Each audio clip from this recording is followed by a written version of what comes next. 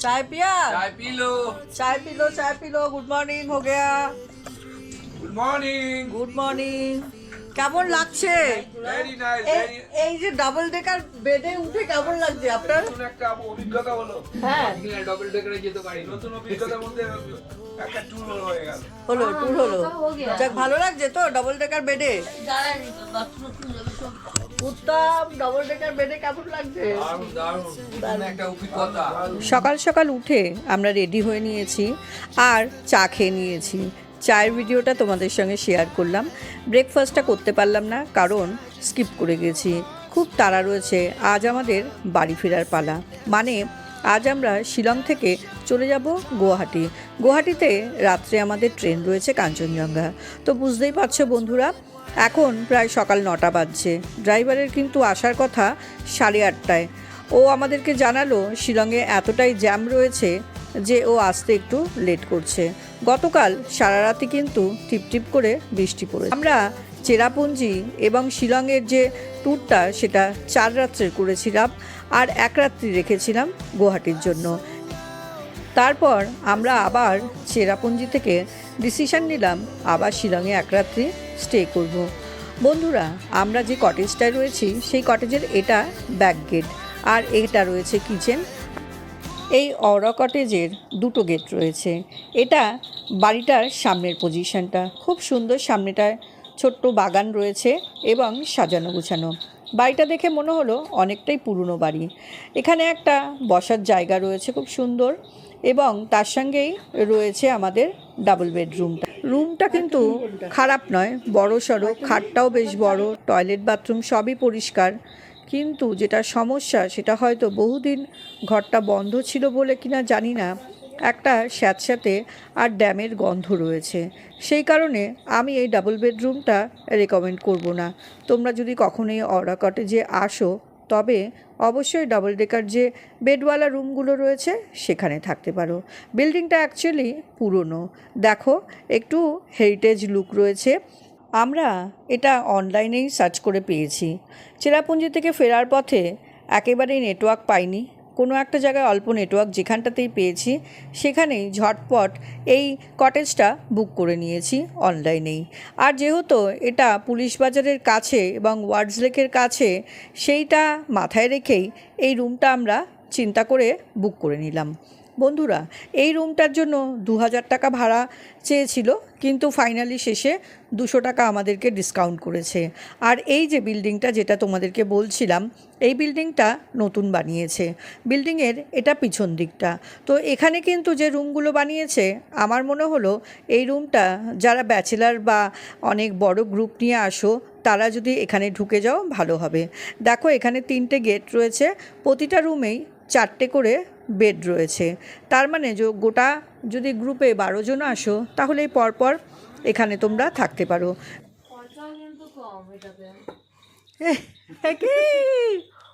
উদ্বাস্তু মানে আমরা শিলংয়ের পাহাড়ে আছি। এই রুমটার জন্য আমাদের থেকে চার্জ নিয়েছে 3000 টাকা, পার বেড 750 টাকা করে ধরেছে। এই রুমের পাশেই রয়েছে টয়লেট, বাথরুম সবটাই রয়েছে এই রুমের সঙ্গে। এর সঙ্গে লাগোয়া যে ওয়ালটা রয়েছে কাঠের, সেটা কিন্তু সম্পূর্ণ ছিটকানি দেওয়া, তাই ছিটকানি খুললেই বড় হল ঘর হয়ে যায়। বেডরুমের সঙ্গেই রয়েছে এখানে শাওয়ার আর টয়লেট। আর যারা বড় গ্রুপ নিয়ে আসবে তাদেরকে কিন্তু এপাশ থেকে ঘুরে যেতে হবে টয়লেটে। আর যদি টোটালটাই খুলে দেওয়া হয় এই বড় হল ঘরটা, তাহলে ভিতর থেকেই তোমরা ঢুকে যেতে পারবে টয়লেট বাথরুম ব্যবহার করতে। বন্ধুরা, এই হচ্ছে বিল্ডিংয়ের একদম সামনের দিকটা। গতকাল রাত্রেবেলা যেহেতু আমরা ঢুকেছি তাই দেখাতে পারিনি। আর ঢোকার সময় কিন্তু বেশ একটা টিকটিক করে কিছু একটা ডাকছিল, আমি জানি না ওটা কিসের ডাক। তোমরা যদি জানো কেউ তাহলে কিন্তু জানিও। বুঝতে পারলাম না ওটা কি ব্যাঙের ডাক। যাই হোক, এবারে সকাল সকাল আমরা রেডি হয়ে গেছি। আর একটা কথা বলি বন্ধুরা, গতকাল সারা রাতে টিপটিপ করে বৃষ্টি পড়েছে, তাই আজকের এই বৃষ্টিমুখর দিনেই আমাদের যাত্রা শুরু করতে হলো। এবারে আমরা বেরিয়ে যাব এই অরা কটেজকে টাটা জানিয়ে।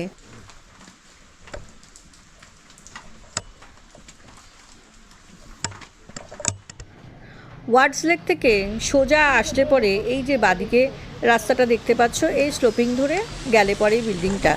আমি এই রাস্তাটাই ব্যবহার করেছি। পিছনে আরও একটা রাস্তা আছে, যেটা তোমাদেরকে বলছিলাম, আরও একটা গেট। তো বন্ধুরা, আজ এই ঝড়ো ঝড়ো বাদলও দিনেই শুরু করতে হলো আমাদের যাত্রা। শিলংকে টাটা জানিয়ে এবার আমাদের যাত্রা শুরু হলো। প্রথমেই আমাদের গন্তব্য উমিয়াম লেক। গাড়ি আমাদের এসে দাঁড়ালো উমিয়াম লেক ভিউ পয়েন্টের কাছে। আমাদের সারথি ঋষি, এই যে কালো জামা পরা ছেলেটা, আমাদের গাড়ি দাঁড় করিয়ে দেখালো উমিয়াম লেকের ভিউ পয়েন্ট থেকে ভিউ।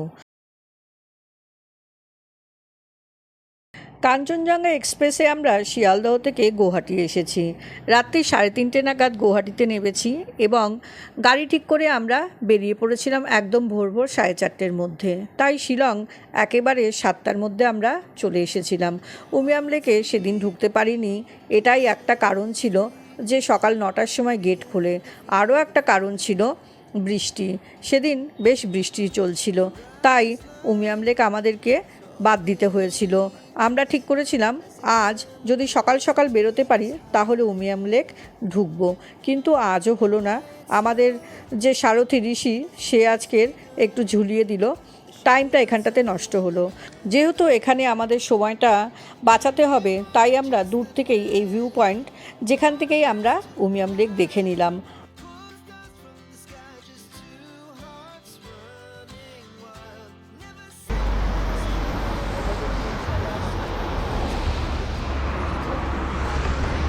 বোটিং মনে হচ্ছে বন্ধই আছে, বোটিং কিন্তু হচ্ছে না, বর্ষার জন্য মনে হচ্ছে বোটিংটা বন্ধ।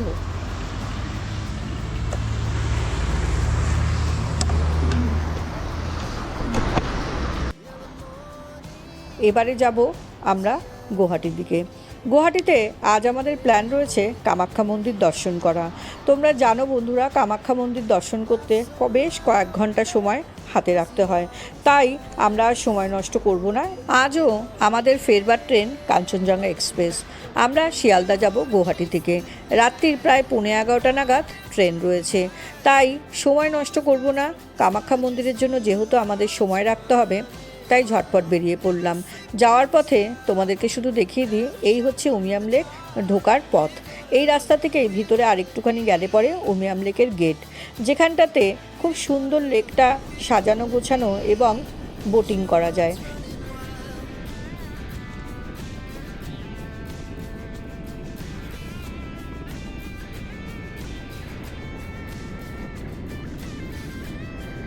বিশাল জায়গা নিয়েই উমিয়াম লেক। উমিয়াম লেক পার করে তারপরেই আসল দৃশ্য পড়ল নজরে, এখানকার সিনিক বিউটি। বন্ধুরা, যেটা না বললেই নয়, মেঘালয়া যে কতটা সুন্দরী সেটা অলরেডি আমি আগেই শুনে এসেছিলাম, এবারে সেটা চাক্ষুষ করলাম। নজরে পড়ল এত সুন্দর সুন্দর রাস্তা আর এত ল্যান্ডস্কেপ, যেগুলো মনে বসে গেল। যারা আমার মতোই প্রকৃতিপ্রেমী বা এরকম প্রকৃতিপ্রেমী পাগল বলতে পারো, তাদের কাছে কিন্তু মেঘালয়া একটা দারুণ ডেস্টিনেশন। বন্ধুরা, আমার সঙ্গে এই সফরে শুরু থেকে শেষ পর্যন্ত থেকো, তাহলে তোমাদেরকে দেখাতে পারবো এই সফরটা কতটা সুন্দর হয়েছিল আমাদের। আমরা যারা ভীষণ প্রকৃতি ভালোবাসি বা প্রকৃতি প্রেমী বা যারা লং ড্রাইভে যেতে ভালোবাসো, তাদের কাছে কিন্তু মেঘালয়ার এই রাস্তাটা দারুণ হতে পারে। তোমরা কখনো যদি আসো, মেঘালয়ার এই রাস্তাটা উপভোগ করো। কি সুন্দর এই যে সবুজ সবুজ ছোট ছোট পাহাড়, আর তার উপরে রং বেরঙের সুন্দর সুন্দর বাড়ি, কেউ জানি মনে হবে বসিয়ে রেখেছে, মনে হবে কেউ জানি হাতে তুলি দিয়ে এঁকে রেখেছে এই ল্যান্ডস্কেপগুলো। ছোটোবেলায় আমরা যেরকম ল্যান্ডস্কেপ আঁকতাম ড্রয়িং খাতায়, ঠিক সেই রকমই দৃশ্য তোমাদের নজরে পড়বে এই শিলংয়ের রাস্তায়। শিলং যে তাই কতটা সুন্দরী সেটা আমার ভাষায় প্রকাশ করবার মতন ক্ষমতা নেই। যারা তোমরা অলরেডি এসেছো তারা জানো, আর যারা আসোনি তারা কিন্তু অবশ্যই চলে আসো একবার শিলংয়ে আর ঘুরে যাও মেঘালয়া। বন্ধুরা, আশা করি তোমরাও আনন্দ করছো আমাদের এই জার্নি। আমাদের এই জার্নির সঙ্গী হয়ে তোমাদেরকে অনেক অনেক ধন্যবাদ জানাই। শুরু থেকে শেষ পর্যন্ত থেকে এই জার্নির যারা প্রথম আমার এই চ্যানেলে এই ব্লগটা দেখছো, তাদের কাছে অনুরোধ রইল আমার চ্যানেলটাকে সাবস্ক্রাইব করে নেওয়ার সঙ্গে বেল বাটনটাকে প্রেস করে দিও। সঙ্গে থেকেও এইভাবেই পাশে থেকে আমাকে সাপোর্ট দিয়ে যেও। বন্ধুরা, এবারে দেখাই এই রাস্তার সৌন্দর্য।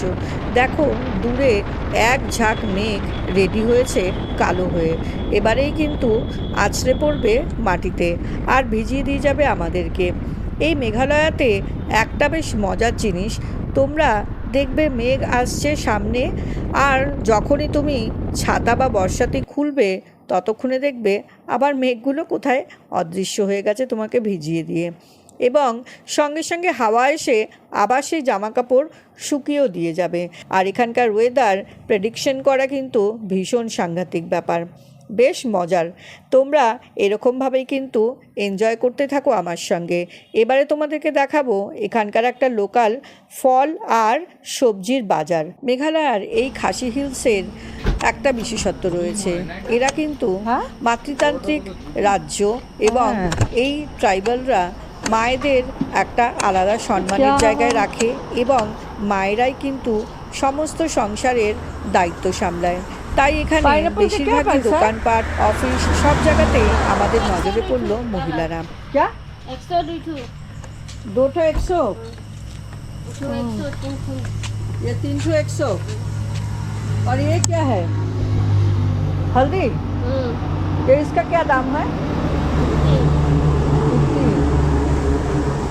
और वो सब अचार किसका है, किससे बना है वो अचार? हम लोग बनाता है।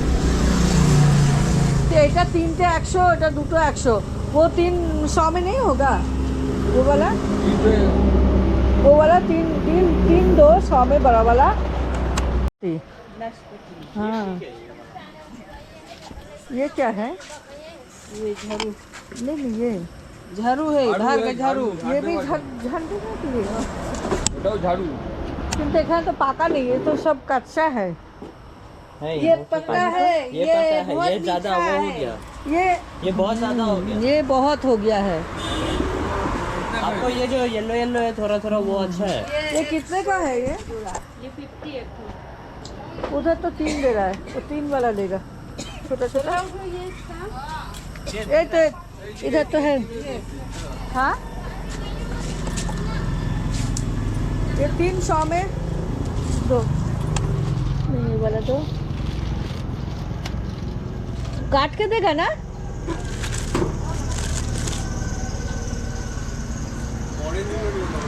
এটা নেবো না, এটা ছোট, কালারগুলো মিক্স। এটা ওইটা ওইটা ওইটা ভালো হবে, वो वाला दो ना। দাম ज्यादा है। हाँ, अलग दाम। ও अलग दाम, তো ये 2-3 তিনটাতেই হবে না ওদের। ये सब अचार किसका बना है, बैम्बू का? ये किसका प्राइस क्या है?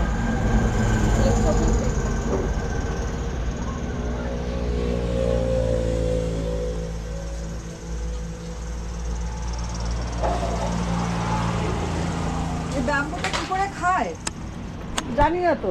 अच्छा, ये ड्राई फिश ना, इसका क्या प्राइस है भाई? ये 220, ये 120। अच्छा, मेरे को एक चाहिए। यहाँ पे आपको गोल मरीच भी अलग मिलता है वो पूरा डिफरेंट है। और ये बैम्बू शूट का अच्छा ये और हल्दी भी आप ये छोटा वाला वो पूरा डिफरेंट है। उधर में थोड़ा सा कम करो, हाँ वो हल्दी थोड़ा सा कम करो।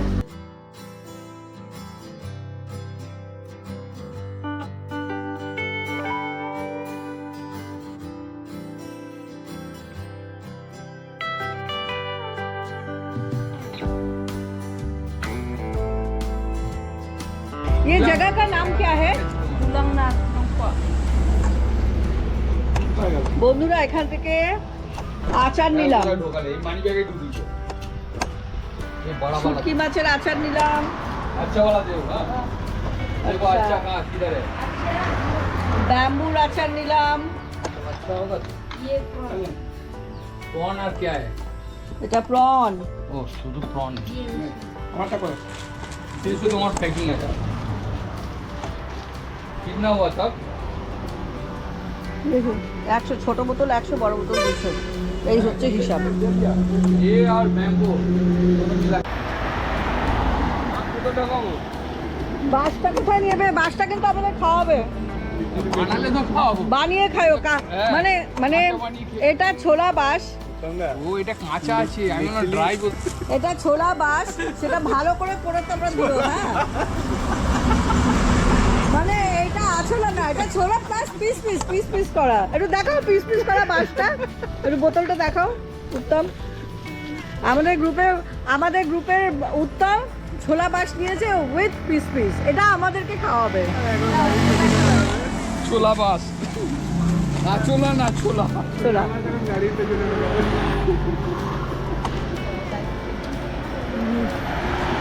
বন্ধুরা, শপিং তো হলো, কিনলাম শুটকি মাছের আচার। জানি না সেটা খেতে পারবো কিনা, যদিও বা শুটকি মাছ ভীষণই ভালোবাসি।